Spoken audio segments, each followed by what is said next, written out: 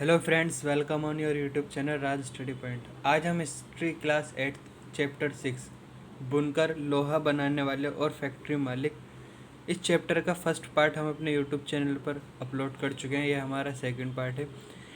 इसमें हमारा जो टॉपिक है वो है सूती कपड़ा मिलों का उदय। इसमें हम पढ़ेंगे कि जो भारत में सूती कपड़ा मिले हैं उनका उदय कैसे हुआ। भारत में पहली सूती कपड़ा मिल 1854 में बम्बई में स्थापित हुई। यह कताई मिल थी। 19वीं सदी में की शुरुआत से ही भारत से इंग्लैंड और चीन को होने वाले कच्चे माल कपास के निर्यात के लिए बम्बई एक महत्वपूर्ण बंदरगाह बन चुका था। मतलब बम्बई एक 19वीं सदी में एक महत्वपूर्ण बंदरगाह बन चुका था, जहाँ से कच्चा कपास जो है वो इंग्लैंड और चीन को निर्यात किया जाता था समुद्र के रास्ते। भारत की काली मिट्टी वाली उस विशाल पट्टी से काफ़ी निकट था जहाँ कपास की खेती की जाती थी। जब वहाँ सूती कपड़ा मिलों की स्थापना हुई तो उन्हें कच्चा माल आसानी से मिलने लगा।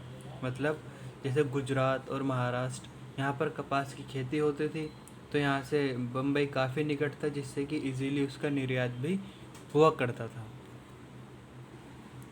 सन 1900 तक आते आते बम्बई में 84 कपड़ा मिलें चालू हो चुकी थी। उनमें से बहुत सारी मिलें पारसी और गुजराती व्यवसायी जो थे उन्होंने खोली थी, जो चीन के साथ व्यापार के जरिए काफ़ी पैसा कमा चुके थे। मतलब 1900 तक आते आते बम्बई जो था उसमें काफ़ी सारी तकरीबन 84 मिलें स्थापित हो चुकी थी। कौन सी? कपड़ा मिलें। तो इनकी जो ज़्यादातर मिलें थी वो पारसियों की और गुजरातियों की थी, जिन्होंने क्या करा, चीन के साथ व्यापार में काफ़ी पैसा कमाया था। इस दौरान दूसरे शहरों में भी ऐसे कई कारखाने खोले गए। अहमदाबाद में पहला कारखाना 1861 में खुला। ये आपको याद रखना है, 1861 में अहमदाबाद में पहला कारखाना खुला। अगले ही साल संयुक्त प्रांत स्थित कानपुर में भी एक कारखाना खुला, यानी 1862 में कानपुर में एक कारखाना खुला। सूती कपड़ा मिलों की बढ़ती संख्या के कारण मजदूरों की मांग भी बढ़ने लगी। जब मिलें बढ़ी, जाहिर सी बात है मिलों में काम करने वाले मजदूरों की आवश्यकता पड़ेगी, इसीलिए मजदूरों की मांग भी बढ़ने लगी। हज़ारों गरीब काश्तकार, दस्तकार और खेतिहर कामगार कारखानों में काम करने के लिए शहरों की तरफ जाने लगे, क्योंकि ये कारखाने कहाँ स्थापित हुए थे, इनका जो निर्माण हुआ जहाँ ये स्थापित हुआ वो कौन सी जगह थी? वो थे शहर, जैसे कानपुर, अहमदाबाद क्या थे? शहर थे। प्रारंभिक कुछ दशकों के दौरान भारतीय कपड़ा कारखानों को बहुत सारी समस्याओं से जूझना पड़ा। सबसे पहली समस्या तो यही थी कि इस उद्योग को ब्रिटेन से आए सस्ते कपड़ों का मुकाबला करना पड़ता था। ज़्यादातर देशों में सरकारें आयातित वस्तुओं पर सीमा शुल्क लगाकर अपने देश में औद्योगिकरण को बढ़ावा देती थी। इससे प्रतिस्पर्धा खत्म हो जाती थी और संबंधित देश के नवजात उद्योगों को संरक्षण मिलता था। परंतु औपनिवेशिक भारतीय सरकार ने स्थानीय उद्योगों को आमतौर पर इस तरह की सुरक्षा नहीं दी थी।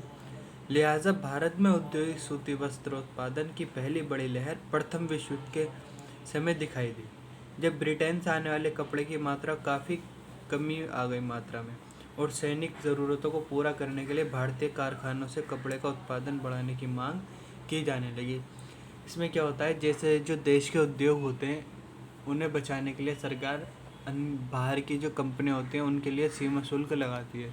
तो जब वो अपना सामान यहाँ लेकर आएंगे, सीमा शुल्क लगाकर वो अपना सामान महंगा बेचेंगे, जबकि जो देश की कंपनियां हैं वो उनसे कम दाम में बेचेंगे और उनका सामान ज़्यादा बिके। इस प्रकार देश के उद्योगों को फ़ायदा होता है। लेकिन औपनिवेशिक शासन के दौरान औपनिवेशिक सरकार ने इस प्रकार की कोई भी सुविधा भारतीय उद्योगों को नहीं प्रदान की थी।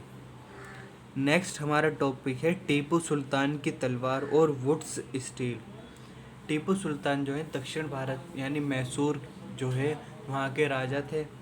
इनकी हम बात करेंगे इनकी तलवार। इनकी जो तलवार है वो वुड्स स्टील की बनी है, और उसकी जो मुट्ठा होता है जहाँ से तलवार को पकड़े जाती है उस पर कुरान शरीफ की आयत लिखी गई है। आप चित्र में देख सकते हैं, ये टीपू सुल्तान की तलवार है। वर्तमान में ये इंग्लैंड में है। भारतीय इस्पात और लोह धातु कला की कहानी हम टीपू सुल्तान के एक मशहूर किस्से से शुरू करते हैं। ये वही टीपू सुल्तान है जिन्होंने 1799 तक मैसूर पर शासन किया और अंग्रेज़ों से 4 लड़ाइयाँ भी लड़ी थी। कब तक शासन किया टीपू सुल्तान ने? 1799 तक मैसूर पर शासन किया और अंग्रेज़ों से 4 लड़ाइयाँ लड़ी और हाथ में तलवार लिए लड़ते लड़ते ही ये शहीद हुए थे। टीपू की विश्व विख्यात तलवारें आज इंग्लैंड के संग्रहालयों की बहुमूल्य संपत्ति हैं। लेकिन क्या आप जानते हैं कि टीपू की तलवार इतनी खास क्यों थी? दरअसल इस तलवार की धार इतनी सख्त और पैनी थी कि वह दुश्मन के लौह कवच को भी आसानी से चीर सकती थी। इस तलवार में यह गुण कार्बन की अधिक मात्रा वाली वुड्स नामक स्टील से पैदा हुआ। मतलब ये जो दुश्मन है जिससे टीपू लड़ाई कर रहे हैं, उसकी जो लौह कवच पहना हुआ है उसने, सुरक्षा कवच, उसे ये तलवार इसलिए चीर सकती थी क्योंकि इसमें कार्बन की अधिक मात्रा थी। इसमें ऐसी स्टील थी जिसमें कार्बन की अधिक मात्रा थी, जो पूरे दक्षिण भारत में बनाया जाता था। इस तलवार में यह गुण कार्बन की अधिक मात्रा वाली वुड्स नामक स्टील से पैदा हुआ था, जो पूरे दक्षिण भारत में बनाया जाता था। इस वुड्स स्टील की तलवारें बहुत पैनी और लहरदार होती थी। इनकी यह बनावट लोहे में गड़े कार्बन के बेहद सूक्ष्म कणों से पैदा होती थी। टीपू सुल्तान की मृत्यु के 1 साल बाद 1800 में मैसूर की यात्रा करने वाले फ्रांसिस बुकानन ने इस बात का ब्यौरा दिया कि मैसूर की सैकड़ों प्रगलन भट्टियों में वुड्स स्टील किस तरह बनाया जाता था। इन भट्टियों में लोहे को काट कोयले के साथ मिलाकर मिट्टी की छोटी छोटी हांडियों में रख दिया जाता था। तापमान के जटिल उतार चढ़ावों को नियंत्रित करते हुए प्रगालक इस्पात की सिल्लियाँ तैयार कर लेते थे, जिनका न केवल भारत बल्कि पश्चिमी और मध्य एशिया में भी तलवार बनाने के लिए इस्तेमाल किया जाता था।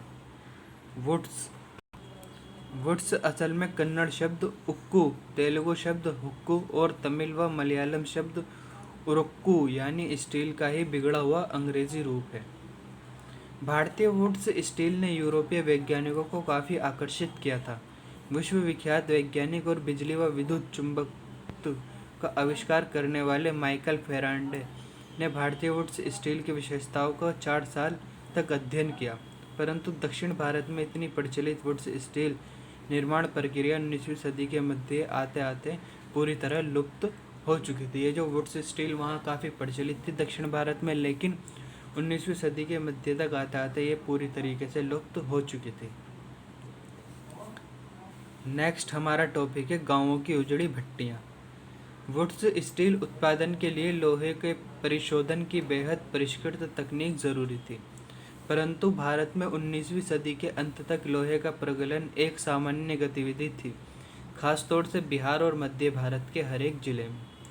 ऐसे प्रगालक कारगर थे जो लोहा बनाने के लिए लौह अयस्क के स्थानीय भंडारों का ही इस्तेमाल करते थे। इसी लोहे से कारखानों में दैनिक इस्तेमाल के और औजार और साधन बनाए जाते थे। ज़्यादातर भट्टियाँ मिट्टी और धूप में सुखाई गई ईंटों से बनी होती थी। प्रगलन का काम पुरुष करते थे, जबकि महिलाएं जो है धोकनी चलाती थी। धोकनी क्या होता है? ये हवा फेंकने का यंत्र होता है, यहाँ लिखा हुआ भी है। धोकनी क्या होता है? हवा फेंकने का यंत्र, और इसको महिला चलाया करती थी।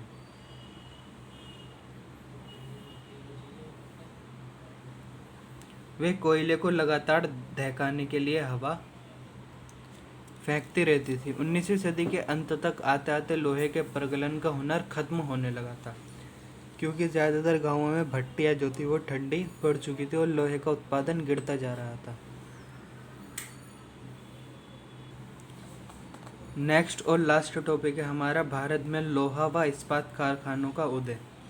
साल 1904 की बात है। अप्रैल के महीने में अमेरिकी भूवैज्ञानिक चार्ल्स वेल्ड और जमशेदजी टाटा के सबसे बड़े बेटे दोराबजी टाटा छत्तीसगढ़ में लौह अयस्क भंडारों की खोजबीन करते घूम रहे थे। वे भारत में एक आधुनिक लौह एवं इस्पात संयंत्र लगाने के लिए अच्छे लौह अयस्क भंडारों की तलाश में कई महीने और काफ़ी सारा पैसा खर्च कर चुके थे। जमशेदजी टाटा भारत में बड़ा लौह एवं इस्पात कारखाना लगाने के लिए अपनी संपत्ति का बड़ा भाग खर्च करने को तैयार थे, लेकिन इसके लिए पहली शर्त ये थी कि उम्दा लौह अयस्क भंडारों का उन्हें पता लगना चाहिए। एक दिन कई घंटे तक जंगल की खाक छानने के बाद वेल्ड और दोराबजी के एक छोटे से गांव में जा पहुंचे। वहाँ उन्होंने देखा कि कुछ स्त्री पुरुष टोकरियों में भरकर लौह अयस्क ले जा रहे हैं। ये अगरिया समुदाय के लोग थे। जब उनसे पूछा गया कि वह अयस्क कहाँ से लाए हैं तो उन्होंने दूर स्थित एक पहाड़ी की तरफ उंगली उठा दी। वेल्ड और दोराबजी घने जंगलों से होते काफ़ी देर बाद थककर उस पहाड़ी पर जा पहुँचे। पहाड़ी का जब अध्ययन करा तो अध्ययन करने के बाद वेल्ड ने बताया कि उन्हें जिस चीज़ की तलाश थी वह मिल चुकी है। रजारा पहाड़ियाँ दुनिया की सबसे बेहतरीन लौह अयस्क भंडारों में से एक थी, लेकिन यहाँ एक परेशानी थी। ये सूखा इलाका था और कारखाना चलाने के लिए आसपास कहीं पानी नहीं था। लिहाजा कारखाना लगाने के लिए सही जगह के बारे में टाटा की तलाश जारी रही।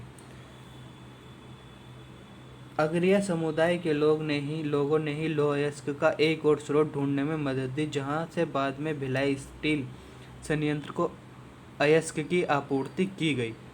कुछ साल बाद स्वर्णरेखा नदी के तट पर बहुत सारा जंगल साफ करके फैक्ट्री और एक औद्योगिक शहर बसाने के लिए जगह बनाई गई। इस शहर को जमशेदपुर का नाम दिया गया। इस स्थान पर लौह अयस्क भंडारों के निकट ही पानी भी उपलब्ध था। यहाँ टाटा आयरन एवं स्टील कंपनी टिस्को की स्थापना हुई, जिसमें 1912 से स्टील का उत्पादन होने लगा। टिस्को की स्थापना बहुत सही समय पर हुई थी। 19वीं सदी में भारत आमतौर पर ब्रिटेन में बने स्टील का आयात कर रहा था। भारत में रेलवे के विस्तार की वजह से ब्रिटेन में बनी पटरियों की यहाँ भारी मांग थी। काफ़ी समय तक भारतीय रेलवे से जुड़े अंग्रेज विशेषज्ञ ये मानने को तैयार ही नहीं थे कि भारत में भी श्रेष्ठ इस्पात का निर्माण संभव है। जब तक टिस्को की स्थापना हुई, हालात बदलने लगे थे। 1914 में पहला विश्व युद्ध शुरू हुआ। ब्रिटेन में बनने वाले इस्पात को यूरोप में ही युद्ध संबंधी आवश्यकताओं को पूरा करने के लिए झोंक दिया गया। इस तरह भारत आने वाले ब्रिटिश स्टील की मात्रा में भारी गिरावट आई और रेल की पटरियों के लिए भारतीय रेलवे टिस्को पर आश्रित हो गया। टिस्को जो कंपनी बनी 1912 में, इसी पर अब भारतीय रेलवे पटरियों के लिए आश्रित हुआ। जब युद्ध लंबा खिंच गया तो टिस्को को युद्ध के लिए गोलों के खोल और रेलगाड़ियों के पहिए बनाने का काम भी सौंप दिया गया। 1919 तक स्थिति यह हो गई कि टिस्को में बनने वाले 90% इस्पात को औपनिवेशिक सरकारें खरीद लेती थी। जैसे जैसे समय बीतता गया, टिस्को समूचे ब्रिटिश साम्राज्य में इस्पात का सबसे बड़ा कारखाना बन चुका था। सूती कपड़े की तरह लोहे एवं इस्पात के मामले में भी औद्योगिक विस्तार तभी शुरू हुआ जब भारत में ब्रिटिश आयात गिरने लगा। इस वीडियो में इतना ही। मिलते हैं नेक्स्ट वीडियो में। वीडियो अच्छी लगी तो वीडियो को लाइक करें, अपने फ्रेंड के साथ शेयर करें और हमारे यूट्यूब चैनल को सब्सक्राइब करें। Thank you.